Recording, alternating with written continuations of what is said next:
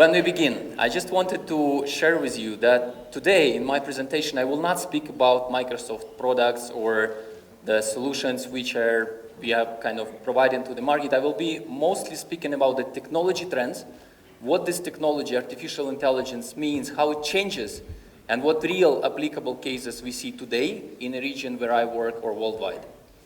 And to begin with, I would like to start with a couple of numbers, and anyone from the audience can give me a number. How many people are today on the planet? Okay, it's coming to 8, so it's close, it's between actually, it's coming to 8 billion. And at the same time, every year there are 9 billion devices being shipped on the market.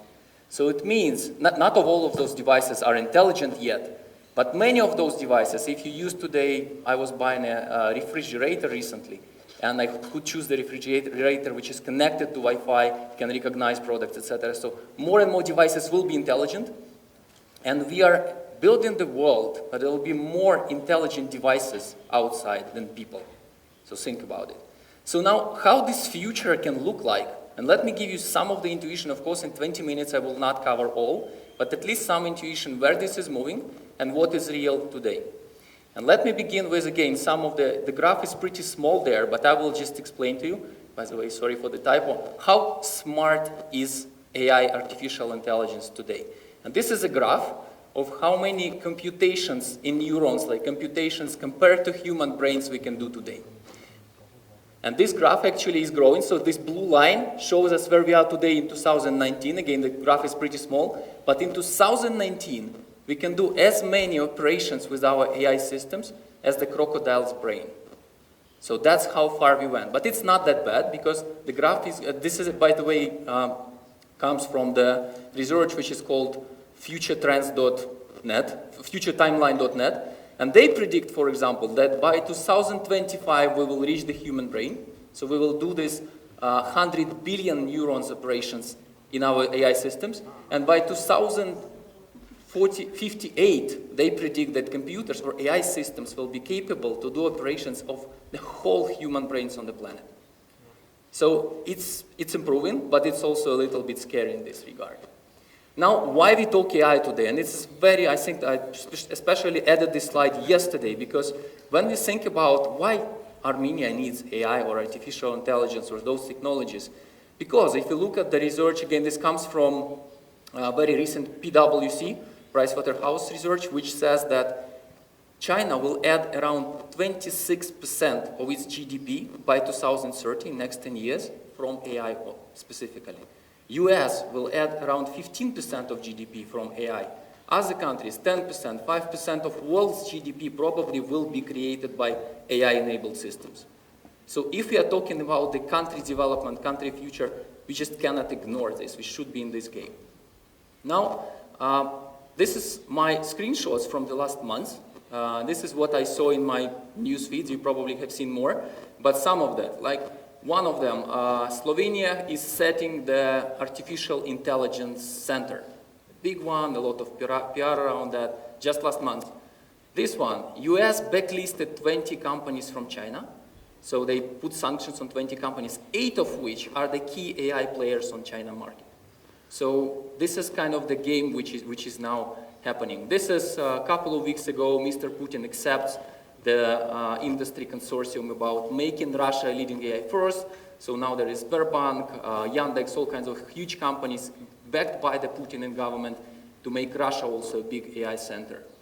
And of course, Armenia, with the vision which we heard today, is on this map as well. So that's the game we are playing in. And again, I promised you I will show you a little bit of technology. I don't have time to have a lot of deep demos, but what do you see on this slide? Anyone? So there is actually some land and there is some snow leopard. So this is the animal which lives in Central Asia. By the way, we started the research in Mongolia and extended it to some other countries. But this is the snow leopard. So there is a problem because they're extinct. They are starting to disappear.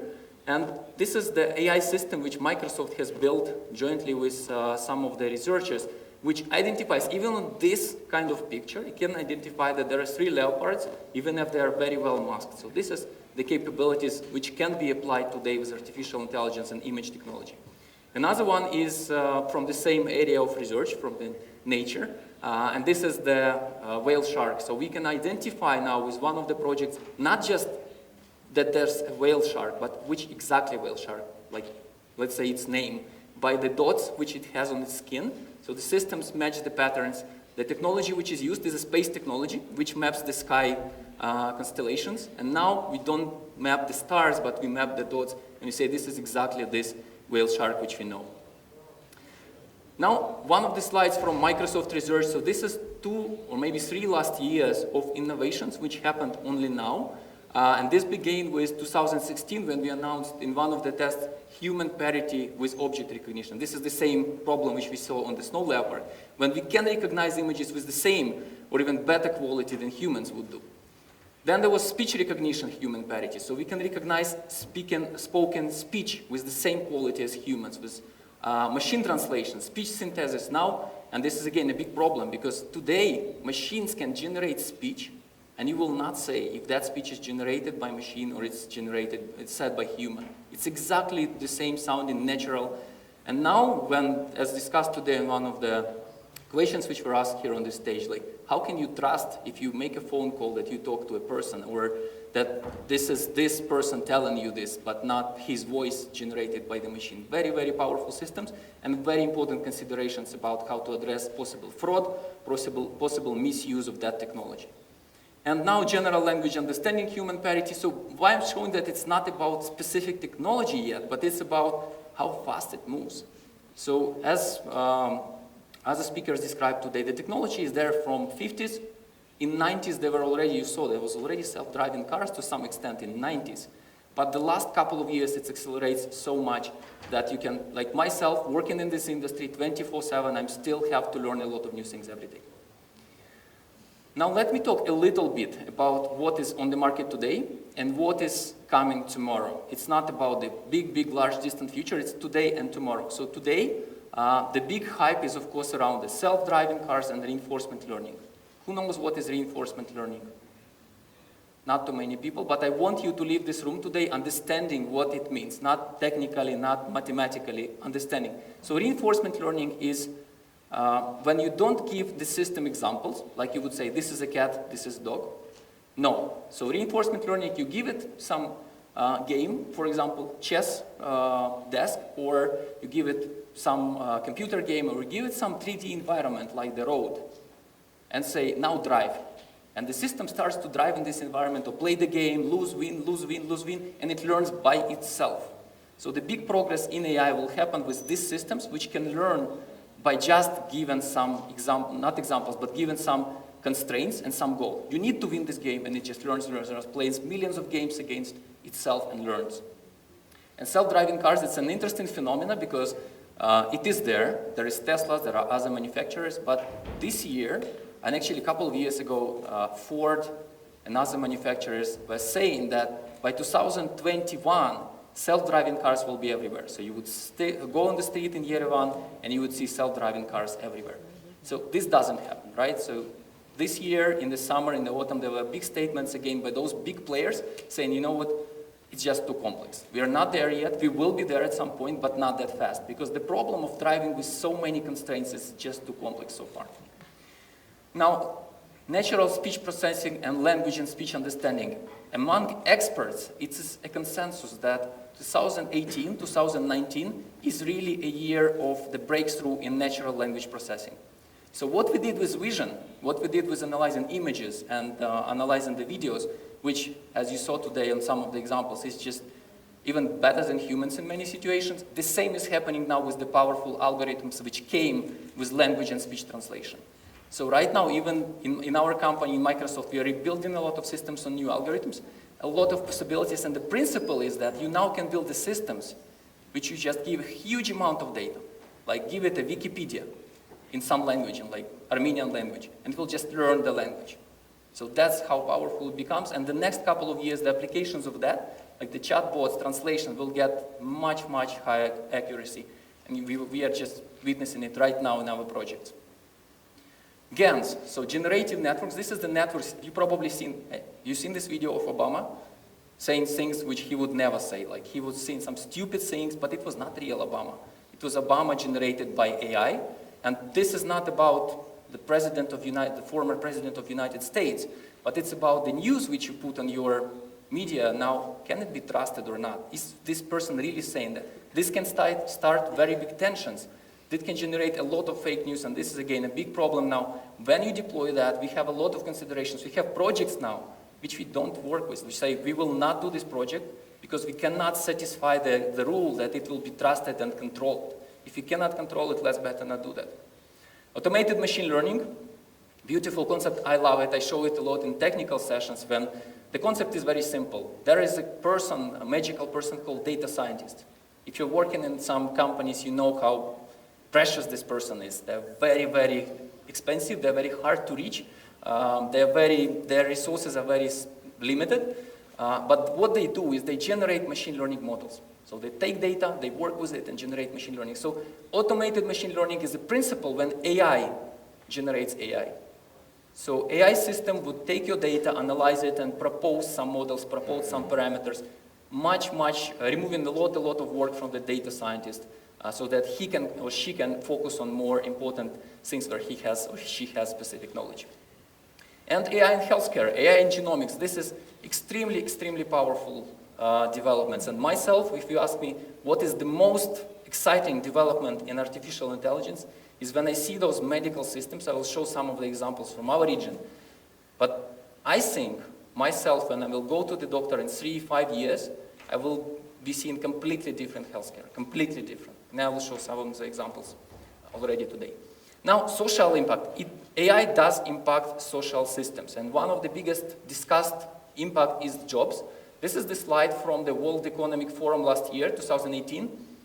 And they made this analysis which said around 75 million jobs, and I don't want you to read all the jobs which will be gone because nobody knows, but they say 75 million jobs will be negatively impacted worldwide in the next couple of years. But 2 times more, 133 million jobs will be created by AI. So AI kind of creates 2 times more jobs than it replaces. At the same time, it doesn't mean there is no problem, right? Because if that's my father losing his job, that's a big problem. Even if 2 jobs will be created, this particular person and his or her family is impacted. So our goal as a technology company, our mission in Microsoft is to help people learn. That's why we launching a lot of learning resources. We work with the companies to help them make the skilling programs to their employees to learn AI, to learn how it can help, how to use it. And by the way, I was made a comment, nobody knows which jobs will come. I've read recently a very interesting analysis that 65% of students who will leave universities today will work on the jobs which don't exist yet. So it's not like we think it will be replaced. Those jobs don't even exist yet. For example, my job, AI product lead, was not existing when I was exiting university. I was going to be somebody else, to be honest. Now, about the fairness, it's very important, and again, Microsoft has recently, there was a big PR around that, canceled the contract with the police in California when they wanted to implement facial recognition system around California. So that policemen would have this camera, also tied with the discussion of multi-cameras we had today. Like police had this camera, they would see anyone and make conclusion about should they check the person or not. And Microsoft said, no, we will not work with this project because we don't think it's yet fair enough. We cannot make sure that when the system says this person is suspicious, it's really suspicious, because this is one of the big scandals which happened earlier. I think it was beginning of 2019 when one of the other police systems used facial recognition, and there are 2 people. One of them is very well-known criminal in US, so he's like robber, bandit, like very bad guy, but he's white. And the system said low risk, he's okay. And this guy is a football player. A very good guy, family, football, sports, but he's black. High risk, 10 out of 10. So this is kind of the problems we are trying to fight now. And among the technology specialists also, there is a big motion now about how to make data be clean, so that data is not biased, how to make sure that the algorithms are not biased, how to implement specific systems and tools to help check the bias and replace it. Now, a couple of the newspaper headlines. One of them comes from New York Times, which says, facial recognition will make us much safer. And another one is from The Guardian, pretty much the same timeline, says, facial recognition is a big danger to democracy. So again, in this industry, there is no black or white. It's always like, it depends. I live in Czech Republic now. It's the famous phrase from them, like, it depends, you say. Like, can I buy this? It depends, always. So, which leads me to conclusion, which is actually taken from the Satya Nadella's book, which says we should not really think in our projects about what we can do, because we can do a lot today. We really should think about what we should do and what we should not. It's a very important consideration. Now, I will not speak about the patterns in AI solutions, but I will give you some of the stories. Who has seen the picture? Just a couple of hands, okay? I took it from my Facebook. Around a couple of months ago, it was very popular. Everybody was clicking because the story is so hard, touching. There were two guys. The famous picture made by one of the artists in the US. Two guys repairing the power lines, and they need to go to the power line and check, and then one of them gets hit by the current. So another guy reaches to him, he gives him breath to his mouth, and he saves his life before the ambulance arrives. So very, very powerful story. But at the same time, this same industry and same project in 2018. So we built this actually in the US, and now we have the same in some of the Baltic countries, which has been launched. So this is a drone which flies over the power lines, analyzes them, and just says there is a problem and that there is not a problem. It replaces a lot of need even for people to go there, touch the power lines, and risk their lives. So that's one of the applications which I think is very, very powerful. That's how it looks like. So it flies in real time. There is embedded AI on this chip in the drone, which can analyze this video without need to send this video back in the internet. So immediately on the drone, it records if there is a problem with some probability or not, and when it comes back, you can analyze and go and repair the specific power line. Now this is another picture from my Facebook. I'm really giving you an overview of my Facebook today. This is my friend's picture. He also lives in Czech Republic, and he is also from Ukraine.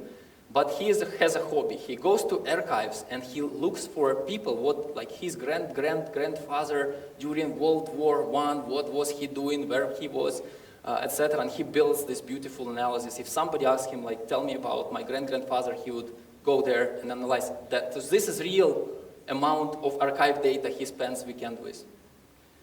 Now, there is a case in Hungary where we worked with the National Archive, and we used up a knowledge mining solution which analyzes images, so it's a scans of the documents, and it can understand in this particular image, first of all, what is written there, so it translates the image into text. Secondly, it can make translation. If it's in German, it will be translated to Hungarian. And third, if there is some person, for example, if you want to search for, I don't know, Stalin or whatever, any big known person, it would tell you that these are the images of this person in this particular event, in this timeline.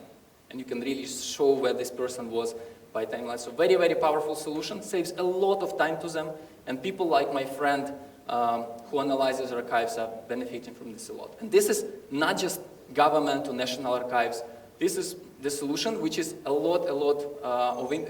a lot of interest in the enterprises as well.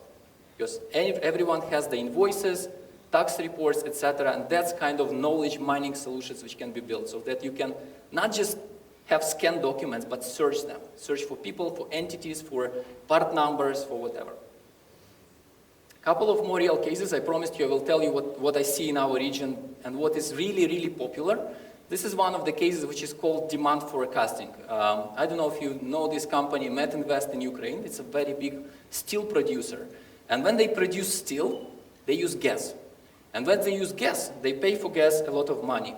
But different steel, ovens, for different types of steel, get different consumption of gas. So what they do now, they forecast how much gas will be needed for this particular oven, for this particular steel type, in this particular day.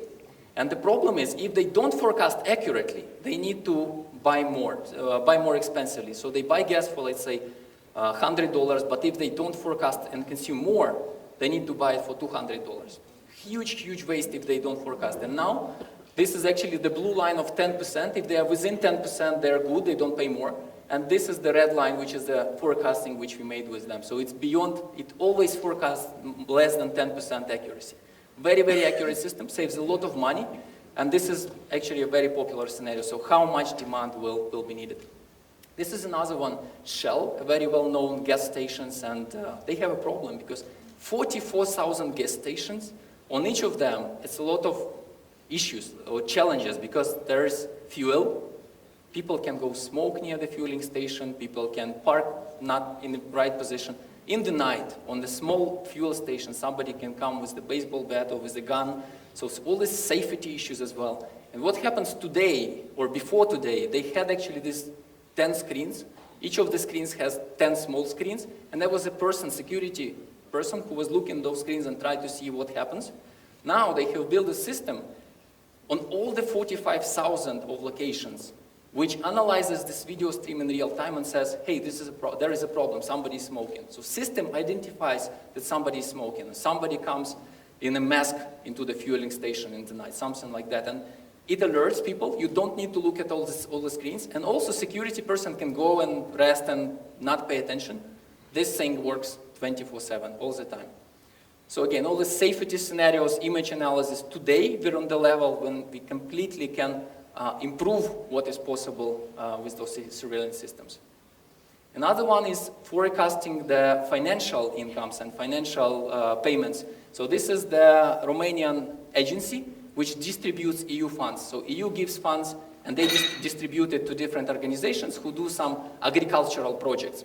And they had a problem because they have some money, they give it to some companies, companies have to return this money and they give it to another companies. But they didn't return it on time.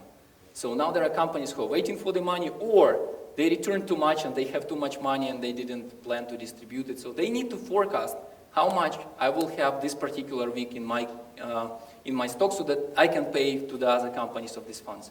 And they made this forecasting solution which helps them now have 87% accuracy with the forecast, meaning they almost exactly know how much money they will have in their cash flow by that period.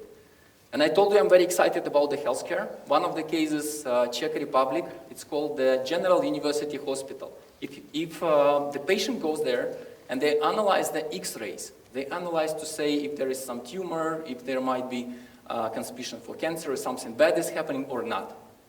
And usually, they already have the computers, they already have those electronic X-ray scans. Usually the doctor will take his mice on the computer and just paint this. Doctor has spent 2 to 3 hours to paint these areas on the X-rays for one patient. 2 to 3 hours, meaning that during the day the doctor could work with 2 to 3 patients. Because there are many scans, it's not just one scan, it's many scans which he needs or she needs to analyze. And now with this particular system, we do this automatically. Doctor is still in the play because system doesn't say you are ill or you are sick or not. System just gives him or her the suggestion. And the doctor says, yes, I agree, this is the problem. Or it says, no, this is not a problem. I've seen this before. It will be fine. So then the doctor corrects it in 3 to 5 minutes, maybe 15 minutes. So now the doctor can work not with this 2 or 3 patients, but he can work with 20, 10 patients a day.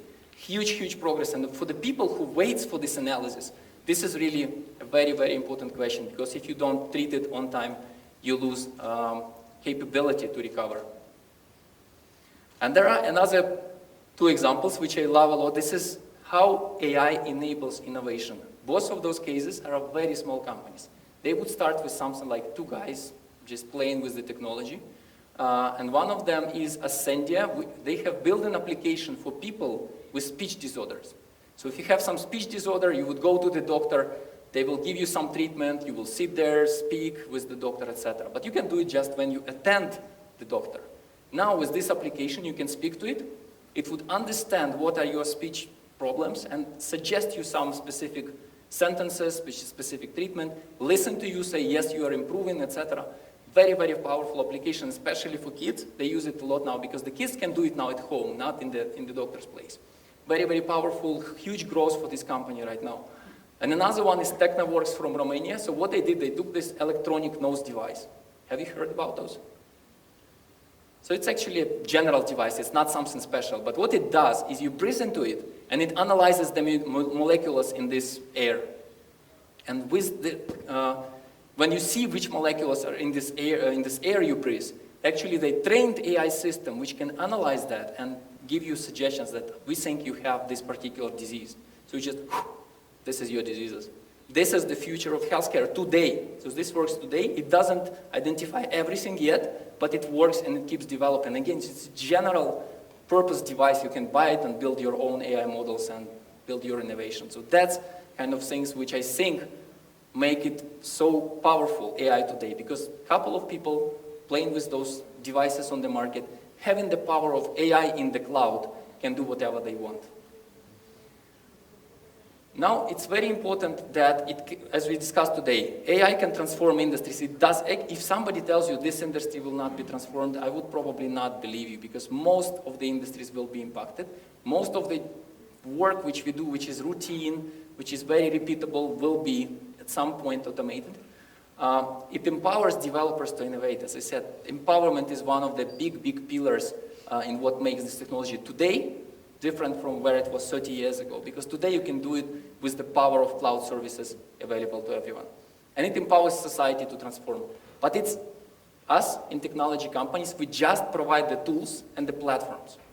But you, in governments, in organizations, in companies, it's where the real innovation happens. And we work with a lot of projects where we come to the customers and we say, what are the projects you want to build? And they say, you tell us.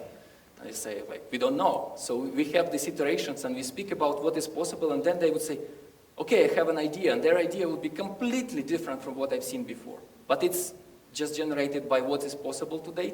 So that real innovation happens with your specific scenarios, with the smart cities, with the smart citizen services, with the energy companies, as we've seen, with whatever, healthcare, NGOs. And we are here to help. We are here to, in my company, myself, we will be here, myself, I will be here for today and tomorrow, so if you have some projects to discuss, happy to. But in general, we are here to discuss your particular challenges and how technology can help, because we cannot go just, and say, let's transform your industry, we know how. Together with you, we can do it, and we provide tools for that. And maybe the last slide I wanted to talk to you about, as I said, skilling and reskilling of people is a big priority for us.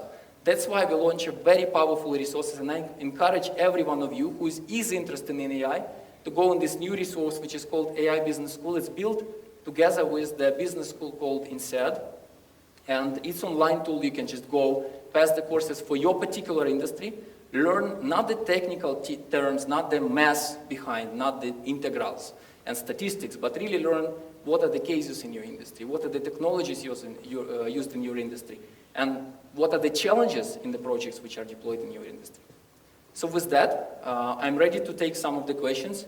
And as I said, I will be around if you want to discuss anything deeper. Very good. Thank you. Thanks a lot, Dmytro.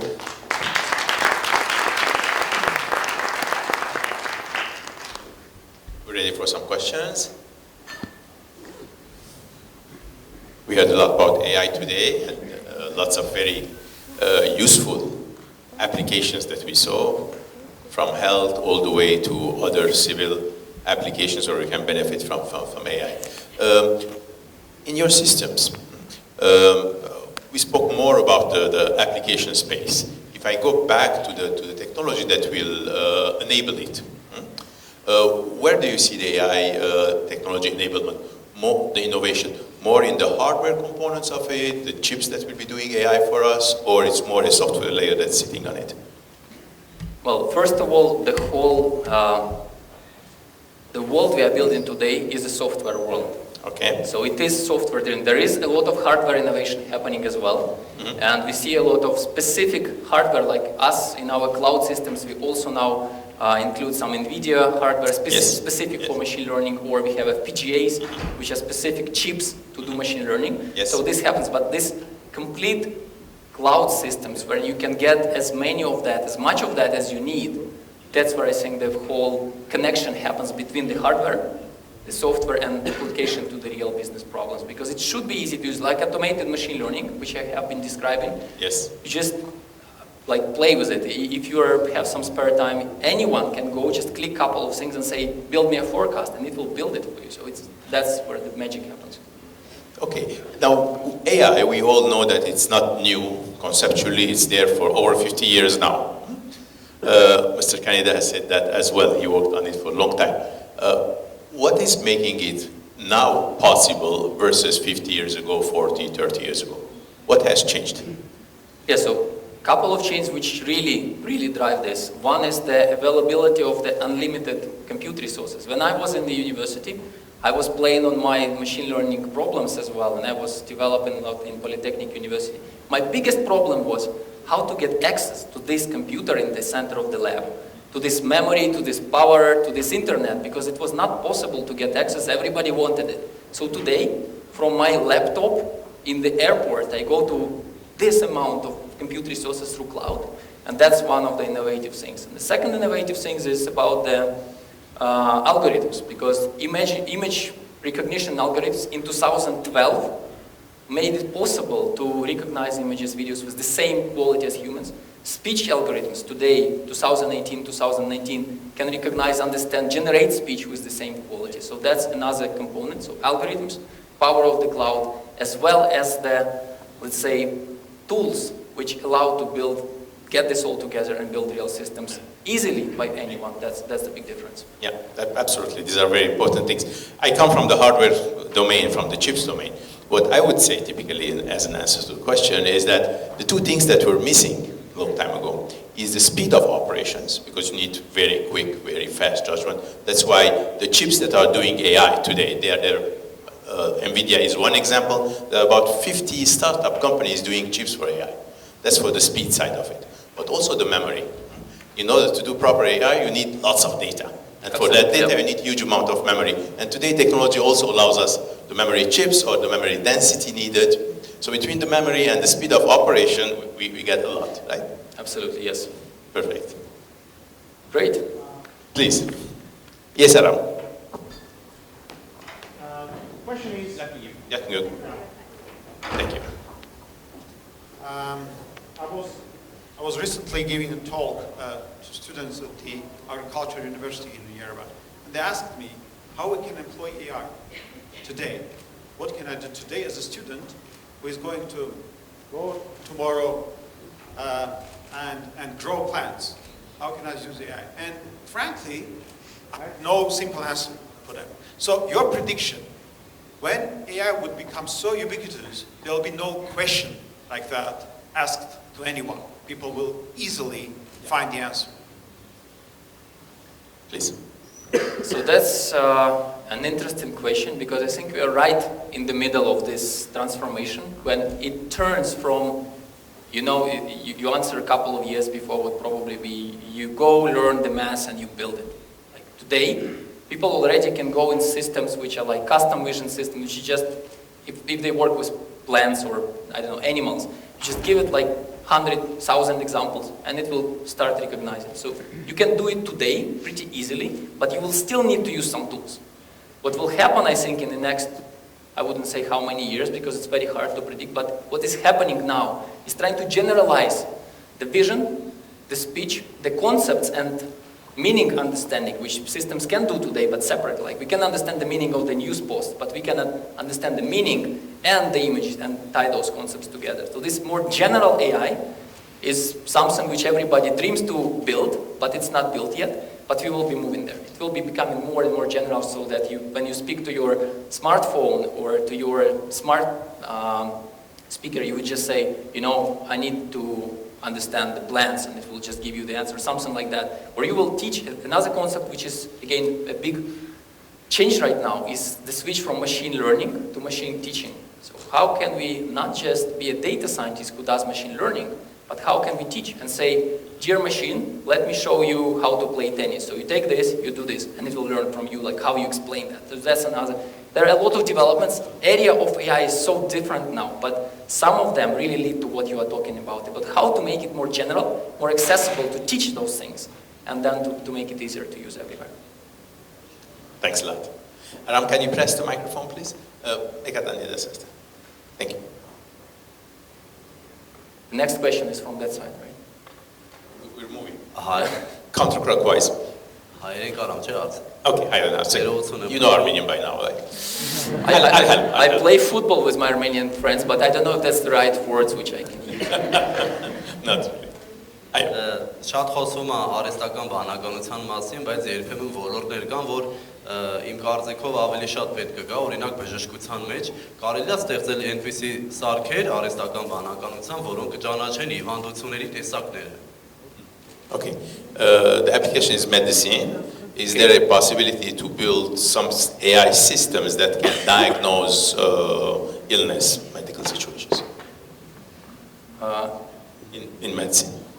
Yes, and as I described, there are already production systems in our region, even in Czech Republic, which analyzes X-ray scans and says there is some disease or tumor and even shows where it is or not. There are other systems which can analyze like medical analysis, and you give it some parameters, and then you feed it into some big system which learns from different patients and it can classify and say, based on your parameters of the blood or whatever analysis you made, this is the suspected disease. Also, there are systems which are been launched today, and some of them in production, I believe, already in US, when you can go to the website or an application and describe your problem, and it will give you the suggestions. It's like a chatbot which helps you not go to the doctor and call the doctor, but really go through initial overview, and it would say, you know, no problem, just sit at home, it will pass, or it will say, now it's a big problem, go to the doctor. But initial communication and diagnosis is already done through those chatbots.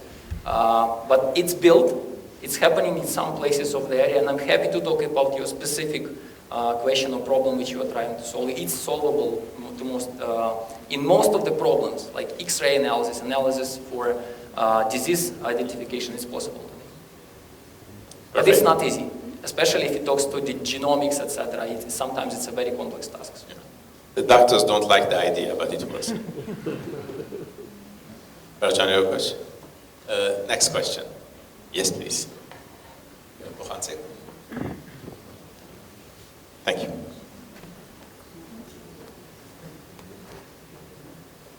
Besides hardware and software solutions in the area that you have mentioned before, so do you consider developing specific kind of algebraic structures like, let I say, multi-agent systems, self-organized deductive collaborative agent systems to promote solutions in artificial intelligence? In that case, that would promote the solutions until artificial consciousness, not limited to only intelligence. If you have such a vision, we may share, because I have a little experience in developing such algebra. We may have another special meeting tomorrow if you wish. Thank you. Well, I would be happy to talk to the extent which I can talk to these topics, because I'm by far not a researcher. So of course I do know some of the math behind the deep neural networks, etc.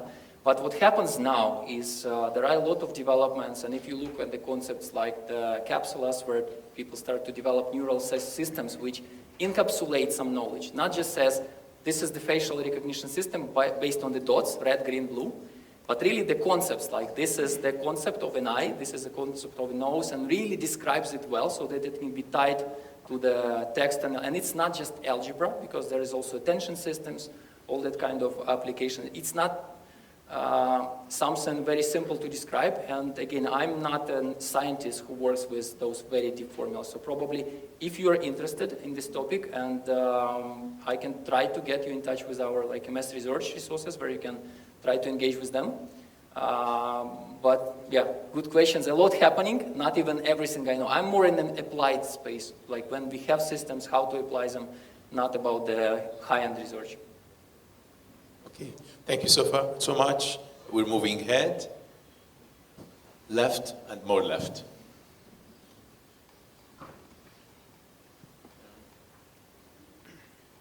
The microphone is over there. Please. Two short questions. First, how to measure intelligence, and especially, do you have some impression regarding their last article that was published in 5th of November and updated on 23rd of November by the representative of the Google? And the second question connected with the national strategy regarding the artificial intelligence implementation and industrial implementation especially. Do you have in Ukraine such a strategy, or you already planned that? and what you can suggest for Armenia. We do not have right now, and maybe some suggestions on the base of the regional specific can be useful for us. Okay, too many questions. Let's do one at a time. Yeah, don't forget them. Please. Okay, so I'll try to recall so the first one was on ethics, or it was the second one? I remember the ethics one, and I remember the one on this national strategy, and the first one was about... This one was the intelligence. Oh, how do you measurement measure of the the matrix? intelligence. So it depends. Actually, in some systems, we would just measure it statistically. Let's say we give some speech, like the voice recording, and people would note it, and then AI system would make transcription, and how well people versus AI does transcription, and we can measure how much errors have been done. So that's one of the examples. Sometimes you cannot check it. For example, there was a recent case which I love, is some of the Czech scientists built a system which analyzes Shakespeare's works, and it says this part, because it's known that some parts of Shakespeare's were written by the other authors, and his system exactly says these words exactly are written by the other author based on analyzing the styles. And how can you check it? Well, probably you can't, right? But again, if you feed this system a lot of examples and compare it to living authors and real outcomes, then maybe statistically you can say it is right with like 85% probability. It's usually statistical. Yeah. And And if what it's about go, the it's go, general no-go, you can intelligence? do it. If it's go, no-go kind of answer, yeah, you can measure it. If it's a spectrum, it's Yeah. harder. And general intelligence, it's not an easy concept and an easy, I don't think even everybody has the same level of understanding what that is. But let's talk later. And on the ethical principles, we and myself, and my company, highly committed to make ethical principles #1 priority, not even the technology itself. Because there are some technology companies, you listen to the interviews of their CTOs, for example, who would say, very large companies, who would say, we develop these technologies and we don't care. How it's used, it's not our problem. So it's not how we deal. I told you, we really canceled the contract with a huge police department in California because we just said, no, we don't want. We have a lot of partners now and customers who would come to us and say, we have this retail shop, huge retail shop. We want to make sure that Dmitry enters the shop and it says, hello, Dmytro Turchyn, here is your shopping list. And we're like, wait a minute. Are you sure that this person, Dmytro Turchyn, entering this shop wants to be recognized? About when he entered the shop, what he did, etc. So all of that consideration should be the first place on when you build the systems. Also, ethical principles, we have 6 ethical principles which Microsoft is promoting, speaking about. We are part of many consortiums worldwide, trying to set the ethical principles and in the countries as well. And we can partner with Armenia as well. I think we might already have to some extent to lend these same worldwide principles, let's say, in every country so that it's trusted. So you can trust things which it predicts. So it's the privacy is secure, so the data doesn't leak, so it's fair, etc. Transparency. So why it made this particular decision? If it says that somebody is sick, why? Like, it's important. Or if it says you can get a credit from the bank and you cannot, like, why? And in Europe they can get you to court because you didn't give me credit. Why? So that kind of the ethical principles, we stand for them. We really consider them, especially in every project. And for the enterprises, for the companies, we advise to also set up those committees which review the big projects about the ethical standards. And the last one was about... National strategy. National strategy, yes. So you asked about Ukraine specifically. I don't think I can share with you now something very tangible which has been built and deployed, because they have some... With the new government, they have some developments about the IT strategy and how this government in the smartphone, etc. But I don't think there is a clear AI strategy in Ukraine yet finalized. In other countries, like, for example, Hungary, Slovenia, etc., who else can I name? Romania. They work a lot of setting up those. It's right now happening right now. We are working almost every week with some of the governments, trying to help them build that in some of the consortiums. It's usually not Microsoft and government, it's many players, but we try to contribute as much as we can. Thank you. Okay, thank you so much. We have one more question over there, and that will be the last question.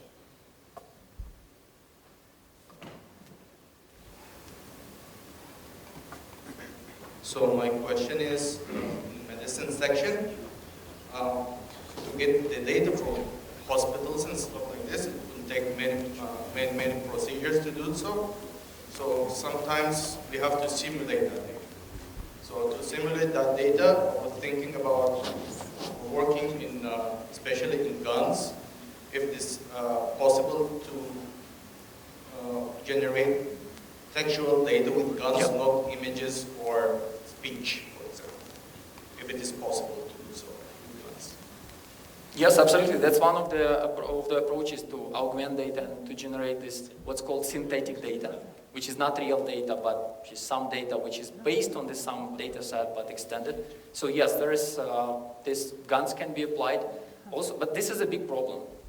Like the problem with many technologies today, as we said, there is compute resources, there is algorithms, the data is the biggest problem, and yeah, I agree with you, this problematic of how to get data in healthcare is huge. For example, right now in Microsoft, we are advancing our speech services, but we are looking for the data sets for different languages, because we cannot just take your emails, your speeches in Skype, we just don't touch it. We ask for specific licensed data sets, and it's very hard to find. But it can be, yes, as you said, some of the approaches exist. There is a lot of literature around that, and guns is one of them, yes. Perfect. Okay, thanks again. Thank you very much. Excellent job.